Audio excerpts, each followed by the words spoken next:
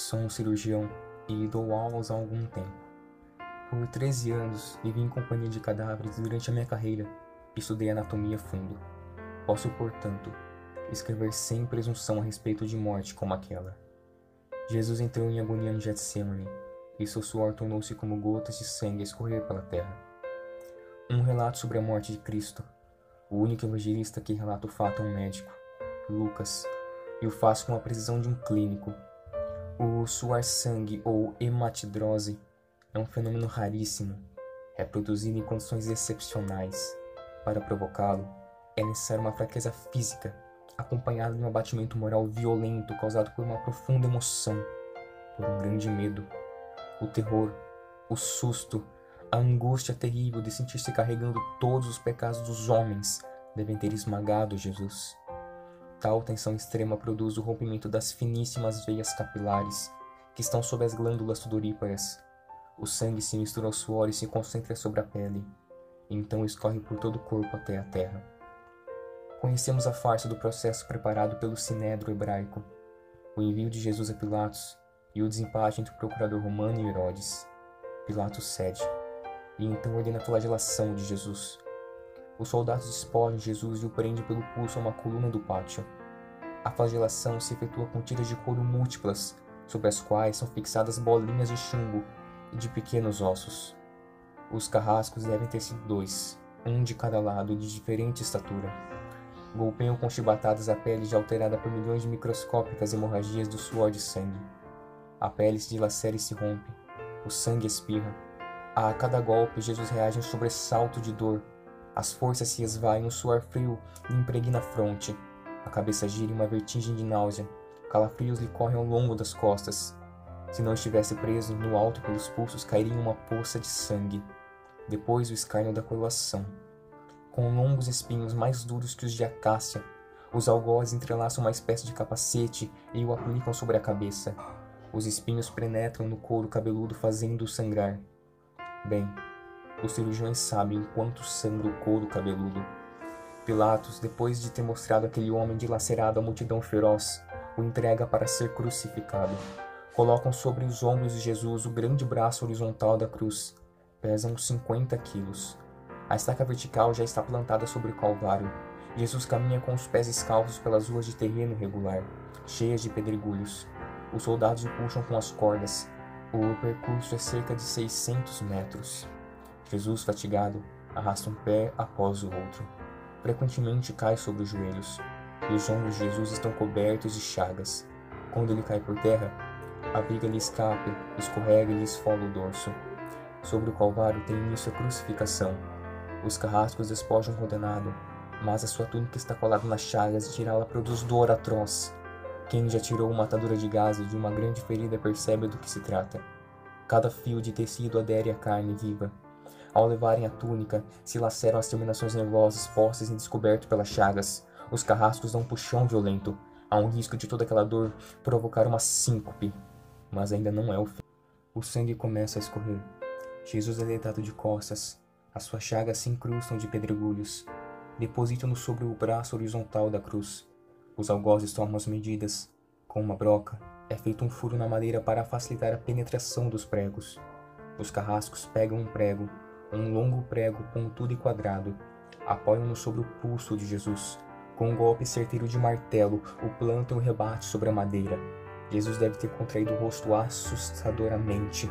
O nervo mediano foi lesado. Pode-se imaginar aquilo que Jesus deve ter provado. Uma dor lancinante, agudíssima, que se difundiu pelos dedos e espalhou-se pelos ombros, atingindo o cérebro. A dor mais insuportável que um homem pode provar, ou seja, aquela produzida pela lesão dos grandes troncos nervosos, provoca uma síncope e faz perder a consciência. Mas em Jesus não. O nervo é destruído só em parte. A lesão do tronco nervoso permanece em contato com o prego. Quando o corpo for suspenso na cruz, o nervo se esticará fortemente como uma corda de violino esticada sobre a cravelha. A cada solavanco, a cada movimento, vibrará despertando dores dilacerantes, um suplício que durará 3 horas. O carrasco e seu ajudante empunham a extremidade da trava. Elevam Jesus, colocando-o primeiro sentado e depois em pé, consequentemente fazendo-o tombar para trás. O encostam na estaca vertical. Depois, rapidamente encaixam o braço horizontal da cruz sobre a estaca vertical. Os ombros da vítima esfregam dolorosamente sobre a madeira áspera. As pontas cortantes da grande coroa de espinhos penetram o crânio. A cabeça de Jesus inclina-se para frente, uma vez que o diâmetro da coroa o impede de apoiar-se na madeira. Cada vez que o mártir levanta a cabeça, recomeçam pontadas agudas de dor. Pregam-lhes os pés. Ao meio-dia Jesus tem sede. Não bebeu desde a tarde anterior.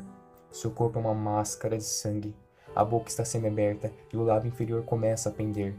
A garganta seca, lhe queima, mas ele não pode engolir. Tem sede. Um soldado lhe estende sobre a ponta de uma vara uma esponja embebida em bebida ácida, em uso entre os militares. Tudo aquilo é uma tortura atroz. Um estranho fenômeno se produz no corpo de Jesus. Os músculos dos braços se enrijecem em uma contração que vai se acentuando. Os deltoides, os bíceps esticados e levantados, os dedos se curvam. É como acontece a alguém ferido de tétano. Há isto que os médicos chamam de tetania.